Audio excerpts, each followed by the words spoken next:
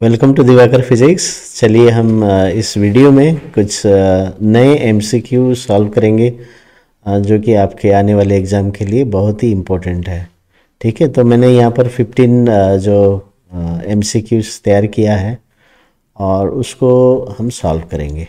तो आप ध्यान दीजिए। तो इसका मैं सिर्फ सॉल्यूशन नहीं बताऊंगा, इसका एक्सप्लेनेशन भी आपको मिलेगा, कुछ रीज़न बेसिक कॉन्सेप्ट्स तो इस वीडियो में आपको सीखने को मिलेगा। ठीक है, तो आइए अभी पहला क्वेश्चन में ध्यान देते हैं। तो अभी क्वेश्चन ये है, a lever for which mechanical advantage is less than 1 has load and effort acting at the same point, load between effort and fulcrum, effort is between fulcrum and load and all the above, ऐसे बताया।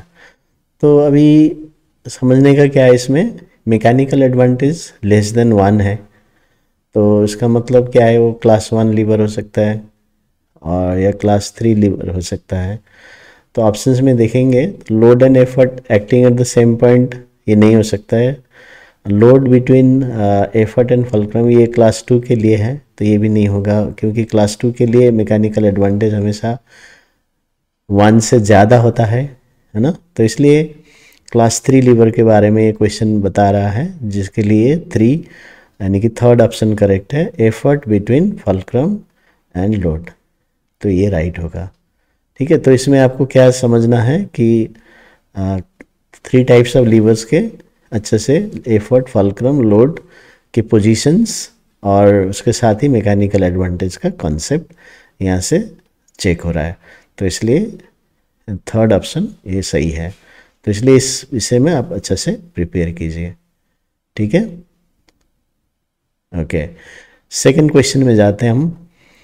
तो second question में kinetic energy of a molecule of ice at 0 degree Celsius as x joule and kinetic energy of molecule of water at 0 degree Celsius as y joule.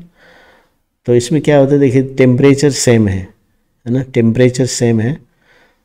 तो ice जब melt होता है तो water at 0 degree Celsius ही बनता है, तो temperature change नहीं होता है। और जब मेल्टिंग के टाइम में है ना, मेल्टिंग के टाइम में क्या होता है, जो मॉलिक्यूल्स का काइनेटिक एनर्जी नहीं चेंज होता है, क्योंकि kinetic energy is measured by the temperature. अब टेम्परेचर सेम है तो काइनेटिक एनर्जी भी सेम होगा। तो इसलिए आंसर यहाँ पर ऑप्शंस यदि देखेंगे, x is greater than y, x is less than y, x is equal to y, none of the above. तो यहाँ ये सही ऑप्शन है, x is equal to y होगा। तो आपका कॉन्सेप्ट क्या है कि kinetic energy of the molecules does not change during change of state. ठीक है, जब क्योंकि दोनों सेम टेम्परेचर में है, तो इसलिए दोनों ही इक्वल होगा। तो पोटेंशियल एनर्जी चेंज होता है, काइनेटिक एनर्जी सेम रहेगा, तो ये याद रखिए। ओके, नेक्स्ट है, chemical energy gets converted to useful heat energy in electric cell, photosynthesis, respiration, air conditioner. तभी केमिकल एनर्जी इलेक्ट्रिक सेल में इन्वॉल्व रहता है, लेकिन इलेक्ट्रिक सेल क्या करता है, chemical energy to useful electrical energy करता है। उसमें भी हीट जो होता है वो यूज़फुल नहीं होता है। हालांकि इलेक्ट्रिक सेल हीट होता है जैसे यूज़ करते हैं हम, लेकिन यहाँ पर यूज़फुल हीट एनर्जी तो ये नहीं होगा। फोटोसिंथेसिस तो होगा ही नहीं, है ना, क्योंकि लाइट टू केमिकल होता है। रेस्पिरेशन में केमिकल एनर्जी कन्वर्ट होता है हीट एनर्जी में, ये सही है। और एयर कंडीशनर में इलेक्ट्रिकल टू मैकेनिकल होता है ना, तो इसमें केमिकल इन्वॉल्व नहीं है, तो इसलिए हम समझ सकते हैं, तो रेस्पिरेशन सही आंसर है। तो थोड़ा सा ध्यान से देखिए, chemical energy to useful heat energy, तो ये सही होगा। ओके, नेक्स्ट जाते हैं। Lower block of block and tackle system has 2 pulleys. The possible values of velocity ratio of the system is, है ना, तो हम देख सकते हैं यहाँ पर लोअर ब्लॉक में 2 पुली है। तो अभी हम क्या करते हैं, जैसे मान लीजिए यदि 4 पुलीज है तो ऊपर 2 लेते हैं, है ना, और नीचे 2 लेते हैं। देखिए नीचे 2 लेते हैं, और 5 होता है तो हम क्या लेते हैं, ऊपर 2, ऊपर 3 और नीचे 2। तो इस तरह से लेते हैं ये। तो अभी लोअर ब्लॉक में 2 पुलिस हैं, तो इसका वेलोसिटी रेशियो हो सकता है 4 भी हो सकता है और 5 भी हो सकता है। तो यहाँ पर ऑप्शन है 2, 3, 4, 5। फिर इसको फिर ऑप्शंस में ओनली 1 इज करेक्ट, तो ये नहीं होगा। सेकंड है ओनली 2 इज करेक्ट, और उसके बाद both third and first are correct, ये भी नहीं होगा। हमने देखा 4 एंड 5 हो रहा है, जो कि थर्ड एंड फोर्थ करेक्ट है। तो आप देख सकते हैं ये ऑप्शन डी ये करेक्ट ऑप्शन है। ठीक है, तो ये इस तरह से हम समझ सकते हैं third and fourth, 4 and 5 correct है। अभी नेक्स्ट क्वेश्चन में हम देखेंगे, तो white light is dispersed by a prism inside the prism compare to the blue light, the red light. तो ये थोड़ा सा बेसिक्स आपको समझना है। तो हम जब प्रिज्म का डिस्पर्सन जब हम पढ़ते हैं, है ना, तो क्या पढ़ते हैं कि red is bend the list, तो डेविएशन कम होता है। तो डेविएशन का मतलब हो गया, बेंडिंग का मतलब हो गया रिफ्रैक्शन। तो red is deviated the list, है ना, तो ये हम समझते हैं। और इसमें स्लोज डाउन, देखिए ऑप्शन देखिए, slows down and refract, slows down, slows, ये स्पीड के बारे में बात कर रहे हैं और बेंडिंग के बारे में बात कर रहे हैं। तो हम क्या पढ़ते हैं, तो हम समझ सकते हैं कि red travels with the maximum speed और इट डेविएट्स द लीस्ट। तो इसका मतलब स्लोज डाउन लेस, ये सही है। रिफ्रैक्ट मोर ये गलत है, क्योंकि बेंडिंग सबसे कम होता है, लीस्ट। तो फर्स्ट ऑप्शन नहीं होगा। स्लोज डाउन मोर, तो स्लोज डाउन मोर नहीं होगा, क्योंकि वो उसका स्पीड मैक्सिमम होता है, तो मोर नहीं होगा। और रिफ्रैक्ट मोर, तो रिफ्रैक्ट मोर भी नहीं होगा। तो इसमें स्लो डाउन लेस ठीक था, लेकिन रिफ्रैक्ट मोर नहीं हो रहा है। तो थर्ड में देखिए स्लोज डाउन मोर, तो ये भी गलत है, क्योंकि स्पीड उसका ज़्यादा रहता है, तो स्लोज डाउन नहीं होगा। और रिफ्रैक्ट लेस, तो ये इसमें ये सही है, अभी ये गलत है। तो अभी slows down less, refract less, तो ये ऑप्शन सही है आपका। ठीक है, तो देखिए जो बेसिक आइडिया है कि red colour is deviated the least and travels the maximum speed, तो उसी से आप कंपेयर करके आंसर लिख सकते हैं। Binoculars use prisms where only refraction takes place, total internal reflection takes place, dispersion takes place, scattering of light takes place। तो ये बाइनोकुलर में टोटल रिफ्लेक्टिंग प्रिज्म यूज होता है ना, तो इसलिए ये नंबर बी ऑप्शन सही होगा। उसमें रिफ्रैक्शन होता है, लेकिन यहाँ पर क्या लिखा है, ओनली रिफ्रैक्शन, तो नहीं होगा, क्योंकि उसमें टोटल इंटरनल रिफ्लेक्शन रहता है। तो इसलिए हम जो प्रिज्म्स है उसको यूज़ करेंगे। ठीक है, टोटल रिफ्लेक्टिंग प्रिज्म, तो टोटल इंटरनल रिफ्लेक्शन होता है, उसमें डिस्पर्सन नहीं होगा, डिस्पर्सन नहीं होगा। कलर का स्कैटरिंग उसका ज़रूरत नहीं है। ओके, नेक्स्ट है convex lens has focal length 12 centimetre with an object at a distance of 20 centimeter in front of the lens. He obtains a blurred image on the screen placed at a distance of 23 centimeter from the lens. In order to obtain the clear image, he has to move the screen away from the lens, towards the lens, far away from the lens, either away or towards the lens. तो ये question क्या है, देखिए यहाँ पर focal length दिया है, object distance दिया है, तो स्क्रीन को कहाँ रखना पड़ेगा, जो क्लियर इमेज के लिए, तो हम समझ सकते हैं जहाँ पर वो इमेज फॉर्म करेगा, है ना। तो इसलिए हम क्या करेंगे, जो फॉर्मूला लगा के 1/f is equal to 1/v, ये फॉर्मूला हम लगा के हम v निकाल लेते हैं। ये तो f दिया है और ऑब्जेक्ट डिस्टेंस दिया है, तो कन्वेक्स लेंस का f क्या होता है, पॉजिटिव, और ऑब्जेक्ट डिस्टेंस में नेगेटिव। तो ये वैल्यू को पुट करते हैं, तो इसको सॉल्व करने से तो v आ जाता है 30 सेंटीमीटर। ठीक है, ये आ गया। तो इसको सॉल्व करने से 30 सेंटीमीटर आता। तो अभी लेकिन स्क्रीन रखा है 23 सेंटीमीटर फ्रॉम द लेंस, तो इसलिए तो जैसे ये कन्वेक्स लेंस है, तो ये स्क्रीन यहाँ 23 में रखा, यहाँ से लेकर, और हमें चाहिए 30, तो 30 सेंटीमीटर में होना चाहिए, है 23 में। तो कौन सा होगा answer, away from the lens, तो लेंस से दूर ले जाना पड़ेगा, तो ये इसलिए अवे फ्रॉम द लेंस ये सही आंसर है। ठीक है, तो इस तरह से आप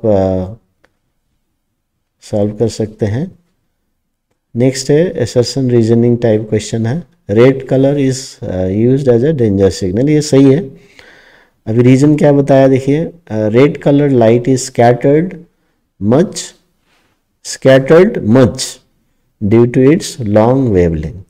तो रेड कलर का वेवलेंथ ज़्यादा होता है, तो इसका स्कैटरिंग कम होता है ना, इसका स्कैटरिंग कम होता है, लेकिन यहाँ पर लिखा है स्कैटरिंग मच, तो ये रॉन्ग रीजनिंग हो गया। इसलिए A and R both are true, ये नहीं होगा। A and R both are false, ये भी नहीं होगा। A is true, R is false, तो ये सही आ रहा है।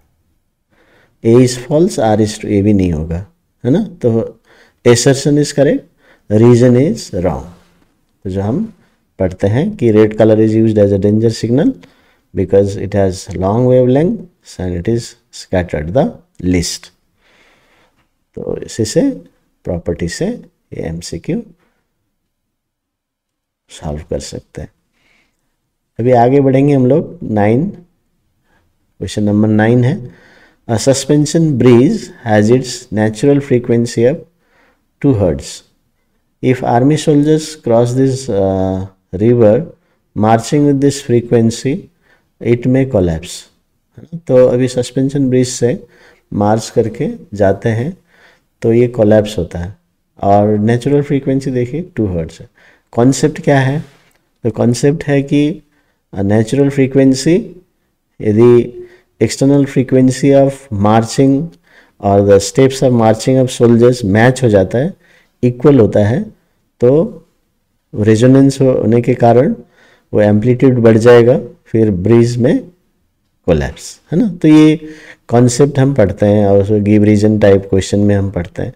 तो यहाँ पर नेचुरल फ्रीक्वेंसी 2 हर्ट्ज है, तो इसका मतलब एक्सटर्नल फ्रीक्वेंसी यानी कि ये फ्रीक्वेंसी ऑफ मार्चिंग, तो ये 2 हर्ट्ज होगा, तभी ये कोलैप्स करेगा। तो इसलिए 2 हर्ट्ज नेचुरल फ्रीक्वेंसी और एक्सटर्नल फ्रीक्वेंसी भी 2 हर्ट्ज होना चाहिए, इक्वल है। हम इक्वल होते हैं, मैच करते हैं, ऐसे हम पढ़ते हैं, तो उसको अप्लाई कीजिए 2 हर्ट्ज और 2 हर्ट्ज, तो इस तरह से हम समझ सकते हैं। तो ऐसा क्वेश्चन फुल्ली कॉन्सेप्ट बेस्ड है, बेसिक आइडियाज आपको लगाना है। अभी नंबर 10 है, the slope of V graph of ohmic resistor is dynamic constant none of the above.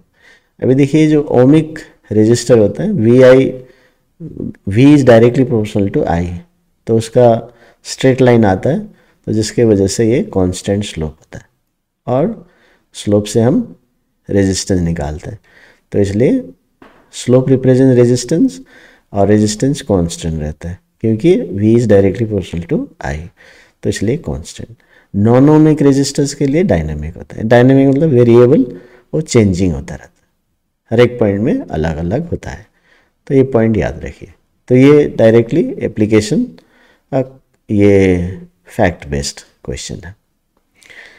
अभी नेक्स्ट है, the sequence of colours of the wires which is connected to outer metallic case of an appliance, which carries a fuse wire and wire which completes the circuit. अभी देखिए यहाँ पर sequence 3 colour दिए है ना, 3 wires दिया है. पहला कौन सा है, which is connected to the outer metallic case of an appliance. तो पहला ये पहला दिया है आउटर मेटालिक केस. तो कौन सा वायर, तो अर्थिंग वायर होता है आउटर मेटालिक केस, और अर्थ वायर होता है येलो. तो ब्राउन होगा नहीं फर्स्ट वाला, तो यहाँ से पता चल गया. बी में भी येलो है, सी में भी येलो. अभी बी और सी में दोनों में से एक होगा, ये पता चल रहा है. और डी में भी ब्राउन फर्स्ट दिया है, तो ये डिस्कार्ड हो गया. तो बी और सी में अभी डिसाइड करेंगे. देखिए सीक्वेंस नेक्स्ट क्या है, which carries a fuse wire. तो फ्यूज वायर कहाँ लगाते हैं, कॉन्सेप्ट देखिए. तो आपने पढ़ा है लाइव वायर में, और लाइव वायर ब्राउन होता है ना. तो येलो ब्राउन, फिर विच कंप्लीट्स द सर्किट कौन सा है, वो न्यूट्रल, तो इसका मतलब ब्लू. तो ये सही सीक्वेंस आ रहा. तो वायर्स के नाम पढ़िए, उसके कलर को मैच कीजिए. तो ये है, तो येलो फर्स्ट मिल रहा है यहाँ पर सी में, लेकिन ब्लू पहले लिख दिया. ब्लू है न्यूट्रल, तो इसलिए ये नहीं होगा. तो फ्यूज वायर पहले earthing wire, live wire and neutral wire. तो उसके हिसाब से सीक्वेंस लिखना है.